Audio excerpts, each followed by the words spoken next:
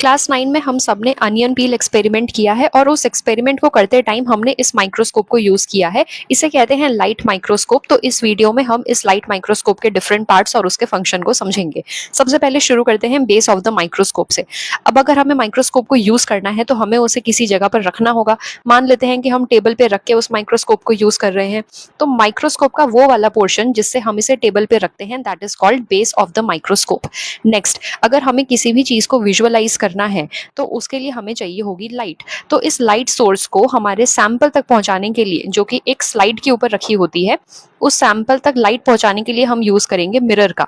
मान लेते हैं हमारे रूम पे जो ट्यूबलाइट लगी हुई है उसके तरफ हमने इस मिरर को प्लेस किया। यहाँ पर लगी हुई है ट्यूबलाइट, यहाँ पर हमने अपने मिरर को प्लेस किया।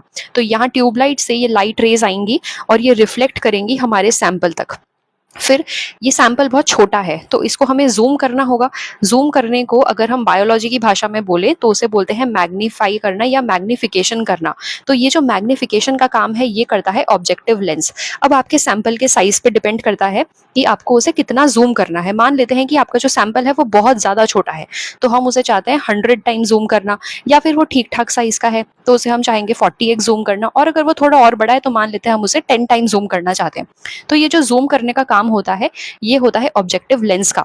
अच्छा, ये जो स्टेज होती है, ये जो आपको एक रेक्टेंगल से दिख रहा है या स्क्वायर, ये जो स्टेज होती है यहाँ पर हम रखते हैं अपना स्लाइड। वो जो कांच का एक ऐसा होता है ना स्लाइड जिसके हम ऊपर हम अपना अनियन पील रखते हैं, ये वही स्लाइड है जिसे हम स्टेज के ऊपर रखते हैं और इसके ऊपर होता है हमारा सैंपल। अब ऑब्जेक्टिव लेंस ने उसे जूम कर दिया। अब हम चाहते हैं कि हमने जो अपनी आंखें यहाँ पर रखी है उसके लेवल पर हम इस माइक्रोस्कोप को लेकर के आए। तो हम क्या यूज करेंगे, कोर्स एडजस्टमेंट नॉब। ये कोर्स एडजस्टमेंट नॉब क्या करेगा, ये वाला जो पोर्शन है ना माइक्रोस्कोप का, यहाँ से लेकर स्टेज तक, ये इसे अप डाउन करेगा हमारे आई लेवल पर फिक्स करने के लिए। तो अगर हमें हमारे माइक्रोस्कोप को अपने आई लेवल पर फिक्स करना है तो उसके लिए हम यूज करते हैं कोर्स एडजस्टमेंट नॉब को। और अगर हमें एकदम एचडी विजन चाहिए क्योंकि हमें वही तो देखना है, तो जब हम कोर्स एडजस्टमेंट यूज करते हैं तो हमें जो इमेज है हमारे सैंपल की वो थोड़ी ब्लरी दिखती है, थोड़ा सा धुंधला दिखता है।